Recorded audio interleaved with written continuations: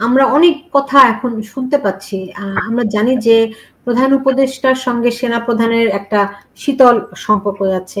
ঈদের দিনের ঘটনা তার একটা বড় প্রমাণ যে বঙ্গভবনে গেলেন সেনাপ্রধান, কিন্তু নামাজে আসতে পারলেন না রাষ্ট্রপতি, রাইট? এরকম অনেকগুলো ফ্যাক্টর থেকে আমরা বুঝতে পারি যে খুবই একটা একটা তিনটা ডিফারেন্ট বলয়। এখন এই অবস্থা থেকে ধরেন আওয়ামী লীগ এখানে কিভাবে করে আসবে, জয়েন করবে? আমরা বিভিন্ন সময় শেখ হাসিনাকে বলতে শুনছি, তার কর্মীদের সঙ্গে যে সমস্ত কথাবার্তা হয় তখন তিনি বলেন তিনি খুব দ্রুতই আসবেন, খুব দ্রুতই আসবেন।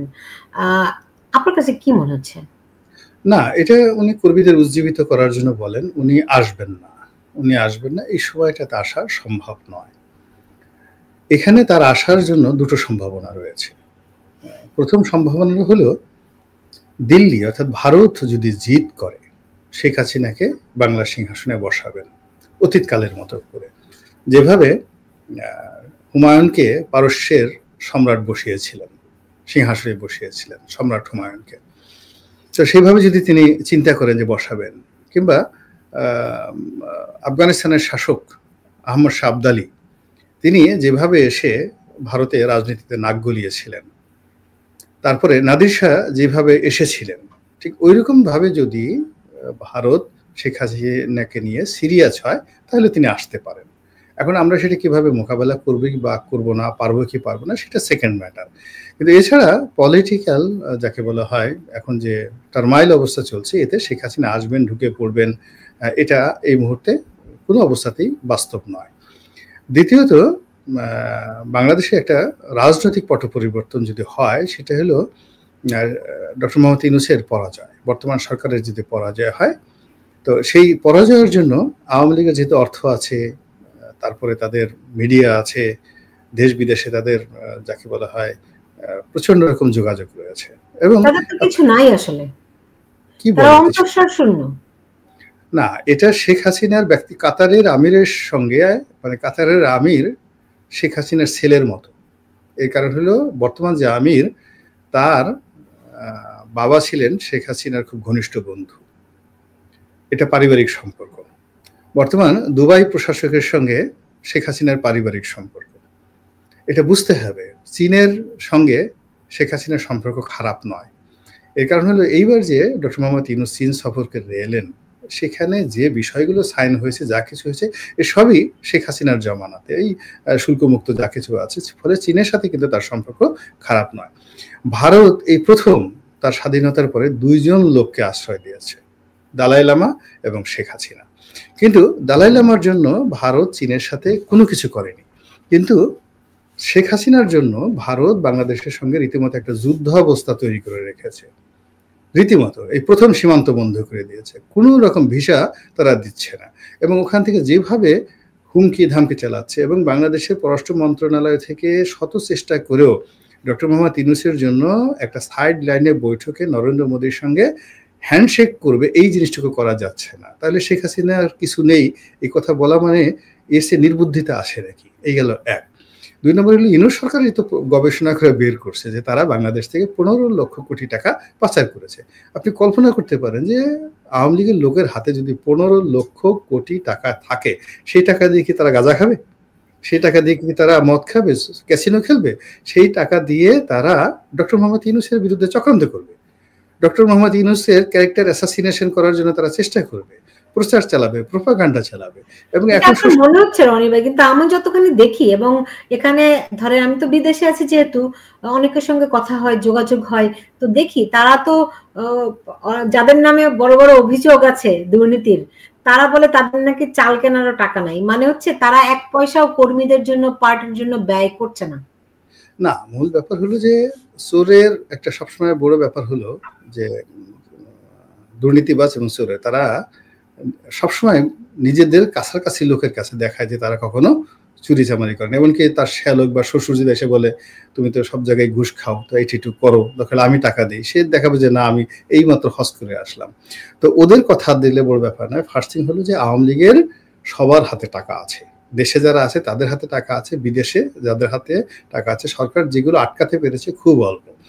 এখন এখানে ট্রান্সফার অফ ফান্ড, যেমন অনেকের জমি আছে এগুলো বিক্রি করে ওখানে নেওয়া, এইরকম লোকের সংখ্যা 1%ও না।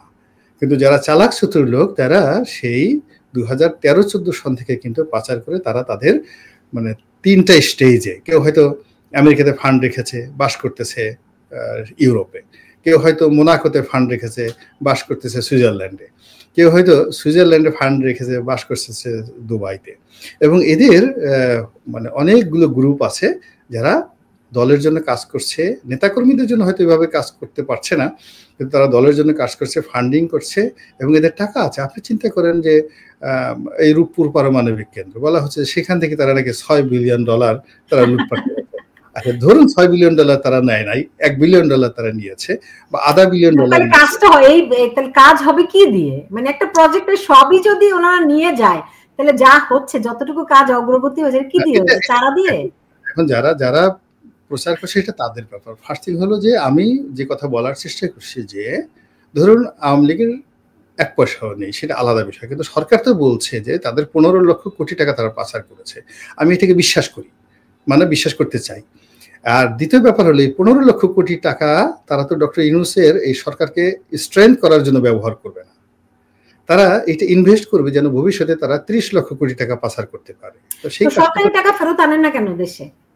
না, এটা কোনো দেশই কখনো পারেনি, এটা অত্যন্ত জটিল একটা প্রক্রিয়া, এটা সম্ভব নয়, এটা সম্ভব নয়। বাংলাদেশ ব্যাংকের গভর্নরকে দেখছি আমরা, তিনি পুরো দেশ বিদেশ ঘুরে বেড়াচ্ছেন এই টাকা উদ্ধারের জন্য, আপনি বলছেন এটি সম্ভব নয়, তাহলে কেমন কন্ট্রাডিক্টরি না? না, এটা এখন যেহেতু উনি গভর্নর সাহেব আছেন, সরকার আছেন, তাদেরকে তো একটা আশ্বাস বাণী শোনাতে হবে জনগণকে, আনতেছি, দেখতেছি, করতেছি, মানুষকে মনে আশা সঞ্চার করতে হবে, এটা রাজনীতির একটা ধারা, এবং সেই কাজটাই তারা করছে। কিন্তু বাস্তবতা হলো যে আওয়ামী লীগ সরকারের আমলে, এমনকি বিএনপি সরকারের আমলে যে সকল অর্থ পাচার হয়েছে, এগুলো ঠিক যে সকল দেশ খুব কোঅপারেটিভ, যেমন জার্মানি খুব কোঅপারেটিভ, তারপরে যাকে বলা হয় সিঙ্গাপুর খুব কোঅপারেটিভ, তো এই সমস্ত দেশে 2-4টি দেশ রয়েছে যেখানে তথ্য উপাত্ত ডাটা যদি প্রমাণ দেওয়া যায় এবং যথাযথ প্রক্রিয়া হয়, সেখান থেকে কিছু টাকা আসে। আপনি দেখেন তো ওই তারেক রহমান সাহেবের না কোকো সাহেবের না মামুন সাহেবের কার যেন কিছু টাকা সিঙ্গাপুর থেকে এসেছিল সেই আওয়ামী লীগ জমানাতে, এটা খুব অল্প। কিন্তু আপনি ইংল্যান্ড থেকে বা আমেরিকা থেকে 1 পয়সা আনতে পারবেন না, কানাডা থেকে 1টা পয়সা আপনি আনতে পারবেন না। ওরা সেই পুরো টাকা বাজেয়াপ্ত করবে, বাজেয়াপ্ত করে ওদের ফান্ডে নিয়ে নেবে, ওদের ফান্ডে নিয়ে নেবে, এবং ওরা যাকে বলা হয় অনেকটা ডাকাতি করার মতো, কিন্তু বাংলাদেশে তারা টাকা দেবে না।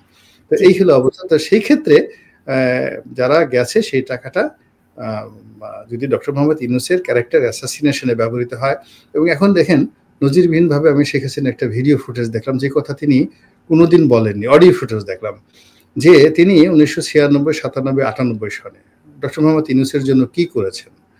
ওই সময় ডক্টর মোহাম্মদ ইউনূস গ্রামীণ ব্যাংক থেকে কত টাকা কোথায় কি করেছেন, এবং তিনি 400 কোটি টাকা তিনি ওই সময়টাতে 4টে স্তরে গ্রামীণ ব্যাংকে দিচ্ছেন, এই কথাগুলো শেখ হাসিনা মানে এমনভাবে বলছেন, ওনার এরকম কণ্ঠ আমি কখনো শুনিনি।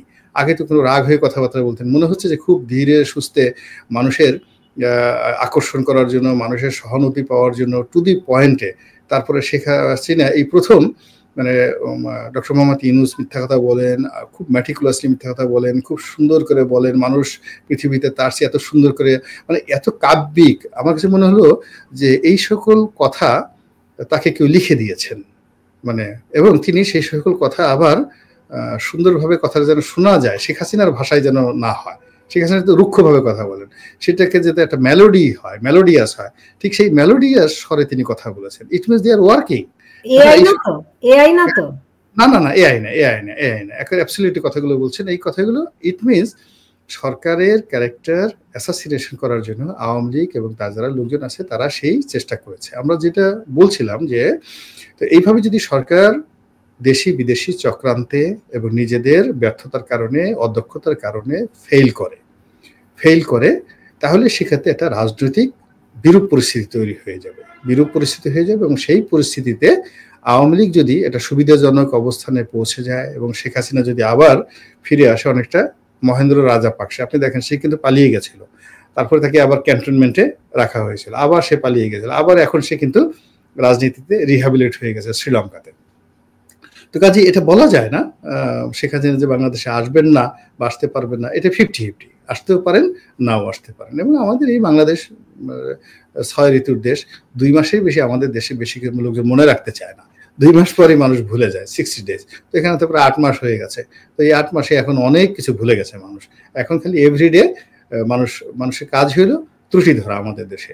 এই উলুঙ্গি পরে কেন, ও গামছা পরে কেন, তারপরে সে ওর মানে পাঞ্জাবি এত লম্বা হয় কেন, ওর টুপি বাঁকা কেন, ও মানে ভীষণ রকম আমাদের দেশে বিতর্ক করাটা আমাদের দেশে একটা অভ্যাস। এই দেশের যে জারি সারি বিচার গান, মারুফতি গান, এই দিনের পর দিন ঘন্টার পর ঘন্টা বসে বিচার গান শুনতেছে, শরিয়ত মারুফত তর্ক করতেছে, এগুলো মানুষ পছন্দ করে। তো সেক্ষেত্রে ডক্টর মোহাম্মদ ইউনূস যেহেতু ক্ষমতা আছে, তাকে নিয়ে বিতর্ক হচ্ছে, প্রচুর বিতর্ক হচ্ছে, এবং এটা একটা স্টাইল মানুষের।